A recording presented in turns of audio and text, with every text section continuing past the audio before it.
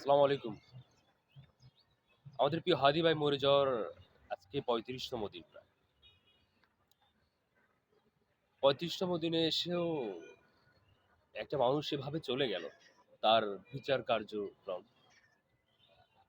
এখন পর্যন্ত অসম্পূর্ণ। এখন পর্যন্ত সেই বিচারের বিষয়ে কোনো কিছুই দেখা যাচ্ছে না। যে একটা দিনের আলোতে একটা মানুষকে এভাবে অমানবিকভাবে মেরে ফেলা হলো, খুন করা হলো। অথচ সেই মানুষটার মৃত্যুর কোনো বিচারই হলো না। অথচ আমরা যারা সাধারণ মানুষ মুখিয়ে আছি যে যে মানুষটা দেশকে নিয়ে, সমাজকে নিয়ে, মানুষের অধিকার, ইনসাফ নিয়ে কথা বলেছে, সেই মানুষটার প্রতি মানুষের কত ভালোবাসা, কত দরদ। কিন্তু আমরা এমন একটা দেশে বসবাস করি, সেই দেশের আইন কতটা দুর্বল, সেই বিষয়টা চিন্তার বিষয়। যেখানে আমরা যারা সাধারণ জনগণের কাতারে, তারা সেই জিনিসটা কত তীক্ষ্ণভাবে চিন্তা করতে হয়, চিন্তা চলে আসে যে একটা মানুষকে দিনের আলোতে এভাবে মেরে ফেলা হলো। খুনি দেশ ছেড়ে খুনের ৬ ঘন্টা ৭ ঘন্টা পর দেশ ত্যাগ করলো। সেই খুনিকে এখন পর্যন্ত ধরা হলো না, ধরাছোঁয়ার বাইরে। একটা দেশের প্রযুক্তি কতটা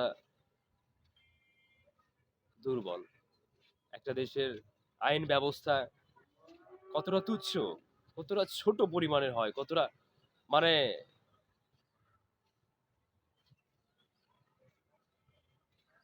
আসলে বলতে গেলে নিজের দেশ তো, নিজের দেশের আইন প্রশাসন কে নিয়ে কথা বলতে নিজেরই কাছেই খারাপ লাগে, নিজের কাছেই অপ্রতিম মনে হয় যে আসলে নিজের দেশকে নিয়ে এভাবে কথা বলছি কেন। আসলে কথা বলার মতো স্কোপ তৈরি হয়েছে, কথা বলার মতো বিষয় ঘটে যাচ্ছে বিদায় কথা বলা হচ্ছে।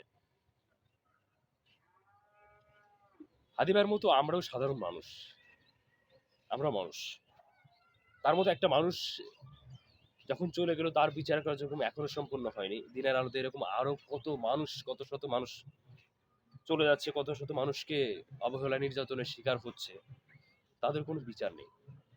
আমাদের দেশের আইন টাকা দিয়ে বেচা কেনা হয়, আমাদের দেশের আইন সিন্ডিকেটের মধ্যে বাধা, ক্ষমতার মধ্যে বাধা, যেখানে এই ধরনের ঘটনাকে একটি বিচ্ছিন্ন ঘটনা হিসেবে তুলে ধরা হয়।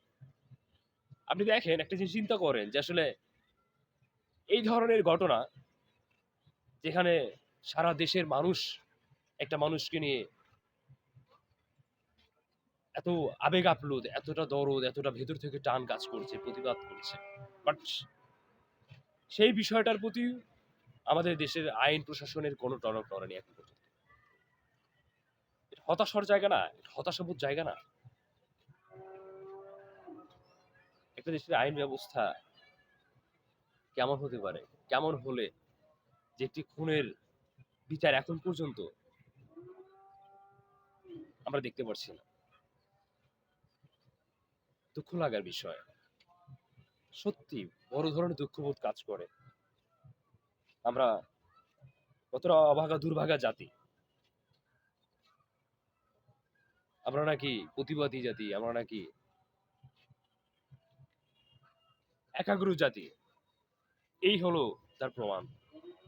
আমাদের দেশের আইন ব্যবস্থা নিয়ে আমরা বাঙালিরা কতটা হতাশ হচ্ছি। সামনের দিনগুলো কি হবে আমি জানি না, কিন্তু আমরা এখন দেখতে পাচ্ছি যে সামনের দিনগুলো আমাদের জন্য কি অপেক্ষা করছে। কথা আছে, যায় দিন ভালো আসে দিন মন্দ, মন্দই আসবে, ভালো আর কিছু কোনোদিন আশা করা যাবে না। আমরা ভালো দিন অতিক্রম করবো, ভালো দিন আমাদের সামনে আসবে, আলোকিত দিন আসবে, সেটা আমরা এখন আর চিন্তা করতে পারি না। হয়তো চিন্তার ভেতর থাকবে, কিন্তু বাস্তবের প্রতি হইলে তো আমরা সেটা দেখতে পারবো না। সেই দেখার সময় শেষ, কিংবা সেই দেখার স্বপ্নটা থাকবে, বাট বাস্তবায়ন হবে না। এটা হলো বড় দুঃখবোধের জায়গা।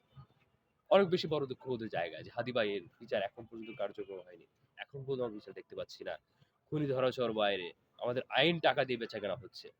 আইন ক্ষমতার ভেতরে বন্দী। আসলে বলতে গেলে অনেক কথা বলতে ইচ্ছে করে। অনেক কথা। বলে কি হবে? লাভ নেই। এই দেশ এমনই। এই দেশের আইন ব্যবস্থা এমনই।